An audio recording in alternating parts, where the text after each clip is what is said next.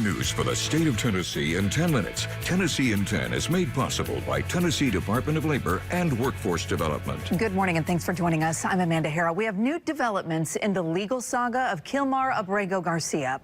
The U.S. government plans to deport him when he's released from jail here in Tennessee. He's here facing federal human smuggling charges. This is all according to a federal prosecutor in Maryland. After his release, the government will send Abrego Garcia to a country outside of El Salvador. Garcia's lawyers here and in Maryland are trying to block that from happening. A viral video appears to show a gun inside the Criminal Justice Center in Memphis, which houses the jail and criminal courts. The Shelby County Sheriff's Office says it's now investigating whether a gun really did make it through security and into the building. A full criminal and internal investigation is now underway there. Thousands of people in Humphreys County are going to lose power this weekend.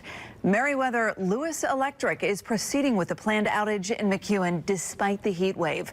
The reason is to fix a transformer that exploded at this substation on Monday.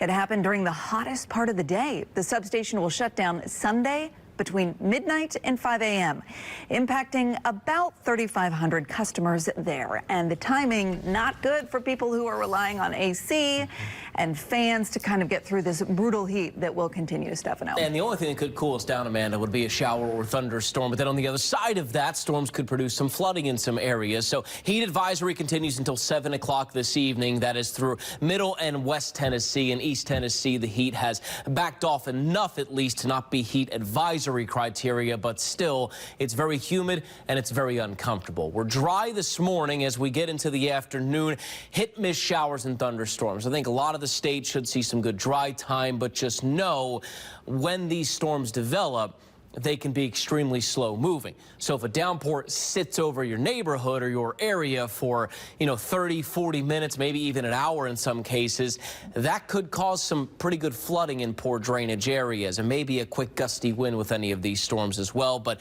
no major severe threat. Drying out tonight into tomorrow morning, and then again in the afternoon, hit-and-miss thunderstorms. But pretty spotty for the most part, so I wouldn't go as far as to say cancel your outdoor plans on Saturday. Just know, as we get into the afternoon, you may want to bring things inside. Sunday, the rainfall coverage will be a little more widespread. We'll be dry through the morning, but look what happens in the afternoon. There's a much better scattering of showers and thunderstorms. There's still no severe threat, Amanda, but I still think any storm could have very heavy rainfall because of how humid the air is.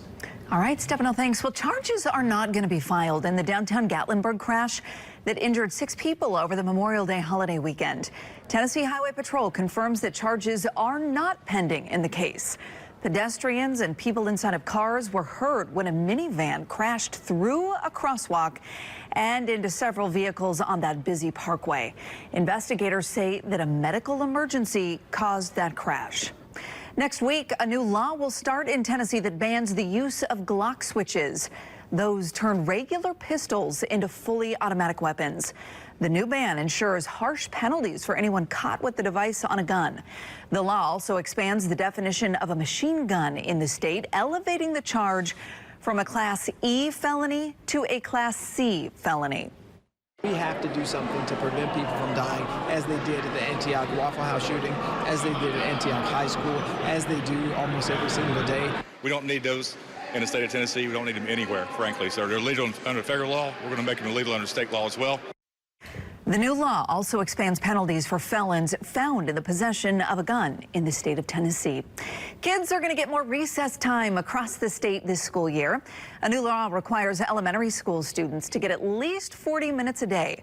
Right now, they're only required to get 130 minutes a week, which averages to about 26 minutes a day. The goal is to help students perform better academically and help with their overall well-being. A Tennessee city is pushing to get rid of fluoride in drinking water. And the city isn't just citing health concerns for this. That's next when we come back.